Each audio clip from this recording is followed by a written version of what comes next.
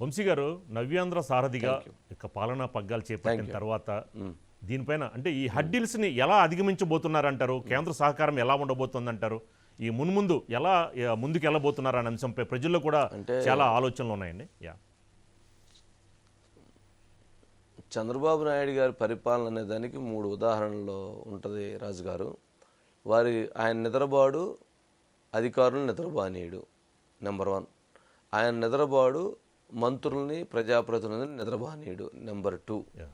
Number 3, ఎక్కడైతే రాష్ట్రానికి మంచి జరుగుతుందో, ఎక్కడైతే రాష్ట్రానికి నిధులు వస్తాయో, ఎక్కడైతే రాష్ట్రానికి సంబంధించినటువంటి ఉపయోగపడేటువంటి బడ్జెట్లు ఉన్నాయో అవి గనక తెలిస్తే వెంటనే వెళ్ళి వాటిని తీసుకొచ్చుకునేందుకు ఆయన ప్రయత్నం చేస్తాడు.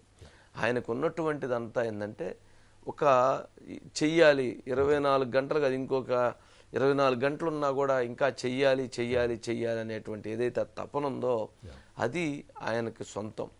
14 సంవత్సరాలు ముఖ్యమంత్రిగా, 15 సంవత్సరాలు అపోజిషన్ లీడర్గా ఉన్నారు. 3 సార్లు ముఖ్యమంత్రిగా చేసి ఇప్పుడు 4వసారి ముఖ్యమంత్రిగా ప్రమాణ స్వీకారం చేశారు.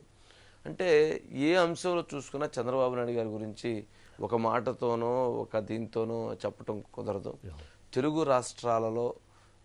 తెలుగు రాష్ట్రాలు గమనం ఉన్నంత వరకు, గమ్యం కొనసాగించినంత వరకు ఆయన పేరు లిఖించబడి ఉంటుంది, ఆయన ముద్ర అక్కడ రాసి ఉంటుంది అని చెప్పటంలో ఎటువంటి సందేహము, ఎటువంటి అవసరం లేదు రాజుగారు.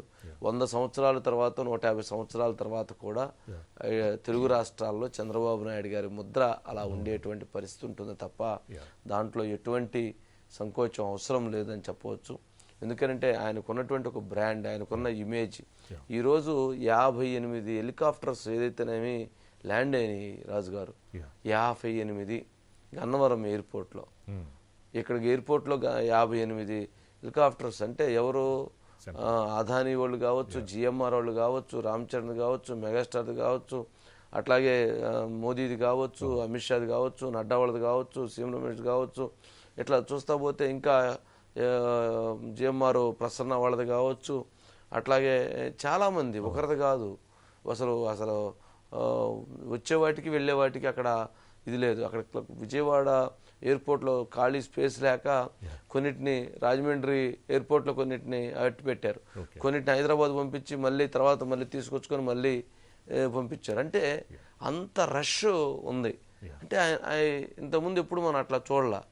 మరి ఆ విధంగా ఒక్కసారిగా ఆ రష్ కనపడినటువంటి పరిస్థితి, ఒక్కసారిగా ఉత్సాహం కనపడినటువంటి పరిస్థితి, ఒక్కసారిగా స్పీడు కనపడినటువంటి పరిస్థితి ఉంది రాజుగారు. అంటే ఆ పాజిటివ్ వైబ్రేషన్ అనేది అలా వచ్చేసిందని చెప్పవచ్చు రాజుగారు.